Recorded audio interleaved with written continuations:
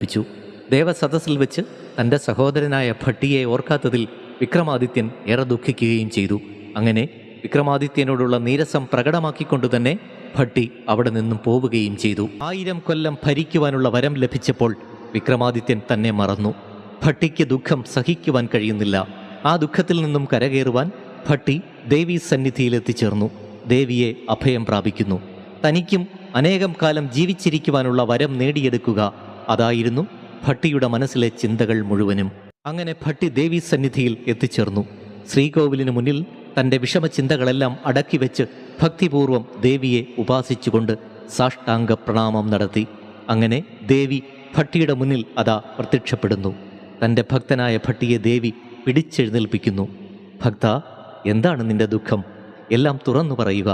ദുഃഖങ്ങൾക്കെല്ലാം പരിഹാരം ഉടനെ തന്നെ ഉണ്ടാകുന്നതാണ്. ഇത് കേട്ട് ഭട്ടി പറഞ്ഞു, അമ്മേ, അടിയൻ്റെ സങ്കടം ഉടൻ പരിഹരിച്ചു തന്നാലും.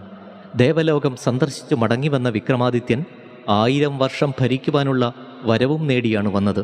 പക്ഷേ അദ്ദേഹത്തിൻ്റെ എല്ലാവിധ ഐശ്വര്യത്തിനും കാരണക്കാരനായ എന്നെ വിക്രമാദിത്യ മഹാരാജാവ് മറന്നുകളഞ്ഞു. ദുഃഖവും നിരാശയും എന്നെ ഏറെ തളർത്തുന്നു.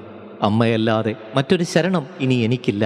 അതുകൊണ്ട് 2000 വർഷം കീർത്തിമാനായി സർവ്വ സൗഭാഗ്യങ്ങളോടെ ജീവിക്കുവാനുള്ള വരം അവിടുന്ന് എനിക്ക് നൽകിയാലും അതിൽ കുറഞ്ഞ ഒന്നും അടിയനെ തൃപ്തനാക്കുകയില്ല.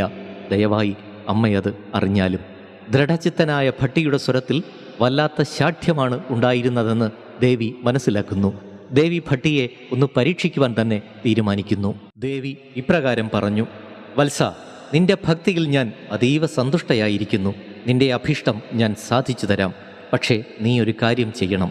അതെന്താണെന്നല്ലേ?